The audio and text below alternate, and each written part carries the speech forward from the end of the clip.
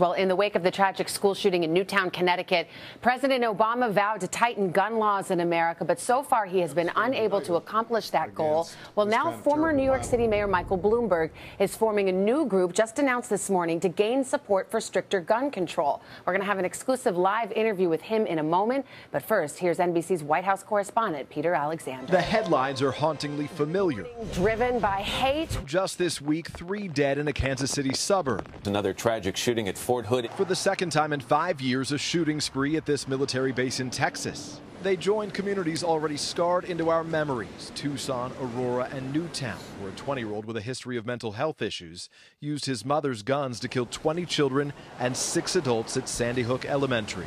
These neighborhoods are our neighborhoods, and these children are our children. President Obama pushed to tighten gun laws here with Savannah 1 year ago. These families are in the midst of their grief. It's right now.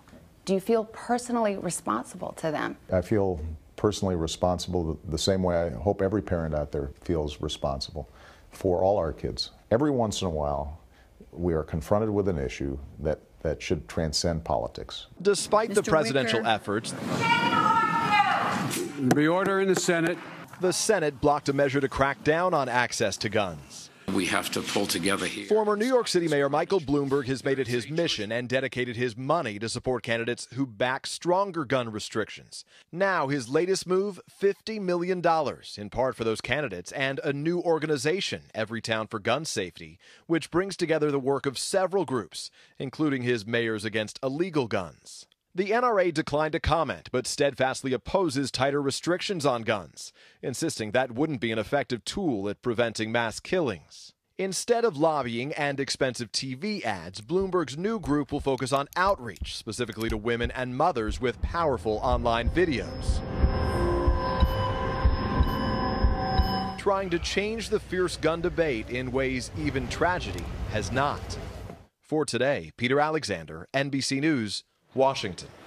And Mayor Michael Bloomberg is with us now exclusively. He is the chairman of Everytown for Gun Safety. And Shannon Watts is the founders of Moms Demand Action, which is part of this new initiative. Good morning to both of you.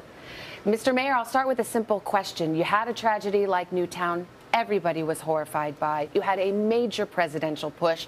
It went nowhere. Why will you succeed where no one else has been able to? Well, number one, it didn't go nowhere. We now have 16 states that at a state level have instituted background checks on gun shows and Internet sales, and there are a couple more about to do the same thing. A number of states have passed referendums of domestic violence and weapons, so we really are making progress. And we did get 55 out of 100 senators, a bipartisan group, to vote for this bill. But you know this is a political heavy lift. You're putting $50 million into the effort. Look, it's a heavy political lift.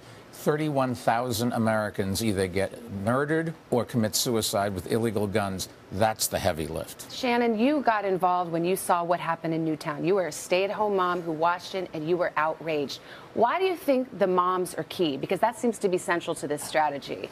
You know, in many ways, this is about emotion. And as I've said before, you know, the gun lobby has done a good job over the last 30 years of making a vocal minority afraid people will take their guns away. As a mother, I'm afraid someone's going to take my children away.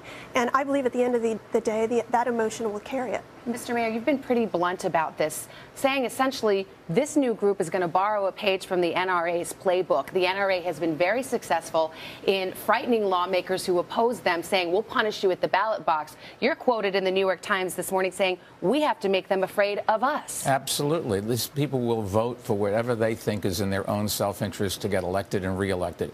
We've got to convince them that the 80% of gun owners, the 90% of Americans who are in favor of just simple background checks to make sure criminals, minors, and people with psychiatric problems can't buy guns. Something that's common sense.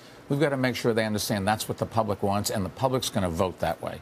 To go back to the $50 million, it's not a small number. It's not pocket change, even for you. Is it a matter simply of outspending the NRA, which, by the way, this sum would? Well, I don't know who's going to. This is not a battle of dollars. This is a battle for the hearts and minds of America so that we can protect our children, protect innocent people. If you take a look at the number of people who use illegal guns to commit suicide, the number of people that are killed every year, we're the only civilized country in the world that has this problem. We have to do something. And if you want to know how tough this is, Go to one of the funerals and you look at the parents, look in their eyes, and you'll see what real tragedy is and why we really have to do something. And yet we see this cycle over and over again. We've seen so many of these tragedies. If you look at the polling right now, people do get angry around these big tragic events, but it is not a priority for most Americans. They put gun control at near the bottom of the list when asked to rank what issues matter most to them. You've got 49% of Americans right now who favor stricter gun laws, but that's down almost 10% since Newtown, Shannon. We are going to go out and educate moms and women and Americans over the next several months before the midterms. We're committing to get at least 1 million Americans to vote on this issue. Right now, women vote on abortion, healthcare, and jobs. We want that to be gun violence prevention, gun violence prevention, gun violence prevention. And it isn't gun control.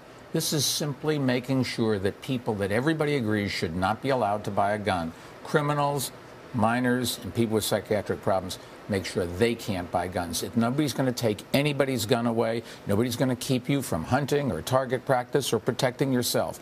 It's just making sure that a handful of people who we all agree shouldn't have guns don't get their hands on them. This all begs the question. We know you're not afraid to get into the political fray. We know you're not afraid to put a little money behind the effort.